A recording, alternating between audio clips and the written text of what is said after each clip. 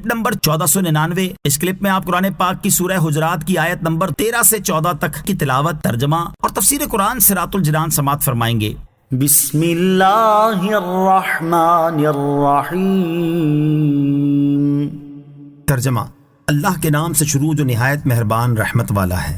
یا ایہا الناس انا خلقناکم من ذکر وانثی وجعلناکم شعوبا وقبائل لتعارفوا ان اکرمکم عند اللہ اتقاکم ان اللہ علیم خبیر۔ ترجمہ، اے لوگو، ہم نے تمہیں ایک مرد اور ایک عورت سے پیدا کیا اور تمہیں قومیں اور قبیلے بنایا تاکہ تم آپس میں پہچان رکھو۔ بے شک اللہ کے یہاں تم میں زیادہ عزت والا وہ ہے جو تم میں زیادہ پرہیزگار ہے۔ بے شک اللہ جاننے والا خبردار ہے۔ یا ایہا الناس انا خلقناکم من ذکر وانثی۔ اے لوگو، ہم نے تمہیں ایک مرد اور ایک عورت سے پیدا کیا، اور ارشاد فرمایا، اے لوگو، ہم نے تمہیں ایک مرد حضرت آدم علیہ السلام اور ایک عورت حضرت حوا رضی اللہ تعالی عنہا سے پیدا کیا۔ اور جب نسب کے اس انتہائی درجے پر جا کر تم سب کے سب مل جاتے ہو تو نسب میں ایک دوسرے پر فخر اور بڑائی کا اظہار کرنے کی کوئی وجہ نہیں۔ سب برابر ہو اور ایک جد اعلیٰ کی اولاد ہو، اس لیے نسب کی وجہ سے ایک دوسرے پر فخر کا اظہار نہ کرو۔ اور ہم نے تمہیں مختلف قومیں، قبیلے اور خاندان بنایا تاکہ تم آپس میں ایک دوسرے کی پہچان رکھو اور ایک شخص دوسرے کا نسب جانے، اور اس طرح کوئی اپنے باپ دادا کے سوا دوسرے کی طرف اپنے آپ کو منسوب نہ کرے، نہ یہ کہ اپنے نسب پر فخر کرنے لگ جائے اور دوسروں کی تحقیر کرنا شروع کر دے۔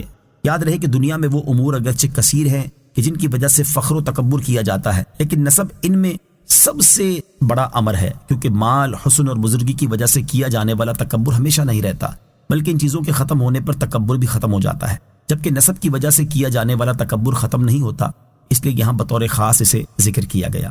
ان اکرمکم عند اللہ اتقاکم، بے شک اللہ کے یہاں تم میں زیادہ عزت والا وہ ہے جو تم میں زیادہ پرہیزگار ہے۔ آیت کے اس حصے میں وہ چیز بیان فرمائی جا رہی ہے جو انسان کے لیے شرافت و فضیلت کا سبب ہے اور جس سے اسے اللہ تعالیٰ کی بارگاہ میں عزت حاصل ہوتی ہے۔ چنانچہ ارشاد فرمایا، بے شک اللہ تعالیٰ کی بارگاہ میں تم میں سے زیادہ عزت والا وہ شخص ہے جو تم میں زیادہ پرہیزگار ہے۔ بے شک اللہ تعالیٰ تمہیں جاننے والا اور تمہارے باطن سے خبردار ہے۔ شان نزول، حضور اکرم علیہ الصلوۃ والسلام مدینہ منورہ کے بازار میں تشریف لے گئے۔ وہاں ملاحظہ فرمایا کہ ایک حبشی غلام یہ کہہ رہا تھا، جو مجھے خریدے اس سے میری یہ شرط ہے کہ مجھے رسول کریم علیہ الصلوۃ والسلام کی ابتدا میں 5 نمازیں ادا کرنے سے منع نہ کرے۔ اس غلام کو ایک شخص نے خرید لیا، پھر وہ غلام بیمار ہو گیا تو سرکار دو عالم صلی اللہ تعالی علیہ وسلم اس کی عیادت کے لیے تشریف لائے۔ پھر اس کی وفات ہو گئی اور رسول کریم علیہ الصلوۃ والسلام اس کی تدفین میں تشریف لائے۔ اس کے بارے میں لوگوں نے کچھ کہا تو اس پر یہ آیت کریمہ نازل ہوئی۔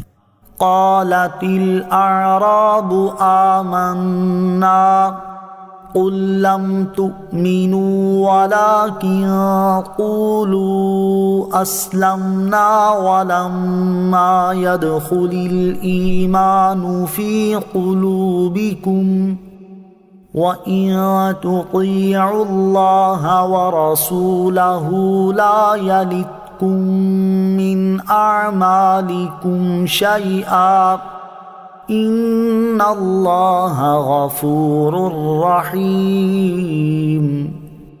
ترجمہ، دیہاتیوں نے کہا، ہم ایمان لے آئے، تم فرماؤ تم ایمان تو نہیں لائے، ہاں یوں کہو کہ ہم فرما بردار ہوئے اور ابھی ایمان تمہارے دلوں میں داخل نہیں ہوا، اور اگر تم اللہ اور اس کے رسول کی فرما برداری کرو گے تو تمہارے اعمال سے کچھ کمی نہیں کرے گا، بے شک اللہ بخشنے والا مہربان ہے۔ قالت الاعراب آمنا، دیہاتیوں نے کہا ہم ایمان لے آئے۔ شان نزول، بنو اسد بن خزیمہ کے کچھ لوگ خشک سالی کے زمانے میں رسول کریم علیہ الصلوۃ والسلام کی خدمت میں حاضر ہوئے اور اسلام کا اظہار کیا۔ ان لوگوں نے مدینے کے راستوں میں گندگی پھیلائی اور ان کی وجہ سے وہاں غلے کے دام بڑھ گئے۔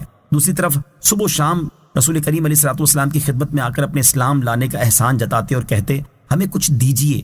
ان کے بارے میں آیت نازل ہوئی اور ارشاد فرمایا گیا، دیہاتیوں نے کہا ہم ایمان لے آئے۔ اے حبیب علیہ الصلوۃ والسلام، آپ ان سے فرما دیں تم سچے دل سے ایمان تو نہیں لائے، ہاں یوں کہو کہ ہم ظاہری طور پر فرما بردار ہوئے اور ابھی ایمان تمہارے دلوں میں داخل نہیں ہوا، اور اگر تم ظاہری اور باطنی طور پر سچائی اور اخلاص کے ساتھ نفاق کو چھوڑ کر اللہ تعالیٰ اور اس کے رسول کی فرما برداری کرو گے تو اللہ تعالیٰ تمہارے نیک اعمال کے ثواب سے کچھ کمی نہیں کرے گا، بلکہ تمہیں اپنی شان کے لائق جزا دے گا جو تمہارے وہم و گمان سے باہر ہے۔ بے شک اللہ تعالیٰ بندوں کے گناہوں پر پردہ ڈال کر انہیں بخشنے والا اور انہیں توبہ کی ہدایت دے کر ان پر مہربانی فرمانے والا ہے۔ یہاں آیت کی مناسبت سے دو باتیں یاد رہیں، ایک یہ کہ محض زبانی اقرار جس کے ساتھ قلبی تصدیق نہ ہو معتبر نہیں اور اس سے آدمی مومن نہیں ہوتا۔